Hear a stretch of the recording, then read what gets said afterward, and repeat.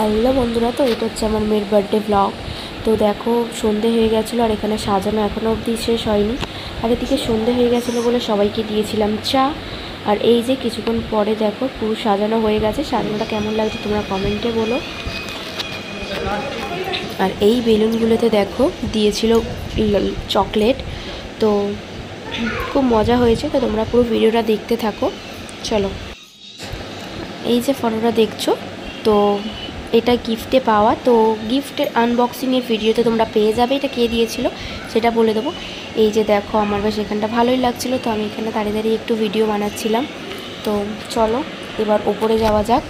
তো ওপরে সবাই ছিল, তো ওপরে গেছিলাম। এইদিকে দেখো আমার ভাইরা এমনভাবে বসেছিল যেন মনে হচ্ছিল যে সবাই আড্ডা দিচ্ছে আর কি। তো ওদেরকে ওটাই বলছিলাম যে মনে হচ্ছে আড্ডা দিচ্ছিস। আর এইদিকে দেখো আমরা একটু ফটো তুলছিলাম। আর দেখো এতটা অন্ধকার হয়ে গিয়েছিল যে কিছুই দেখা যাচ্ছিল না দেখে। আর এটা হচ্ছে আমার ছোট্ট ননদের শাশুড়ি। তো কাকিমা কিন্তু খুবই ভালো, আমার সাথে একটু ফটো তুলতে এসেছিলো। তো আমরা একটু ফটো তুলছিলাম। আর এইদিকে কেক কাটার সময় হয়ে গেছিলো, তো আমরা চলে গেছিলাম নিচে। তো বার্থডেতে আমরা বেশি বড় করে করিনি, জাস্ট পাশের বাচ্চাগুলোকে নিয়ে করেছি।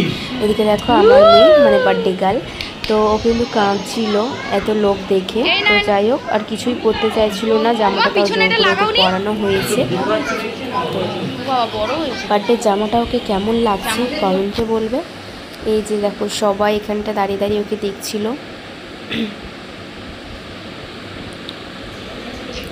আর এই যে কেকটা, তো কেকটা কেমন হয়েছে তোমরা বলো।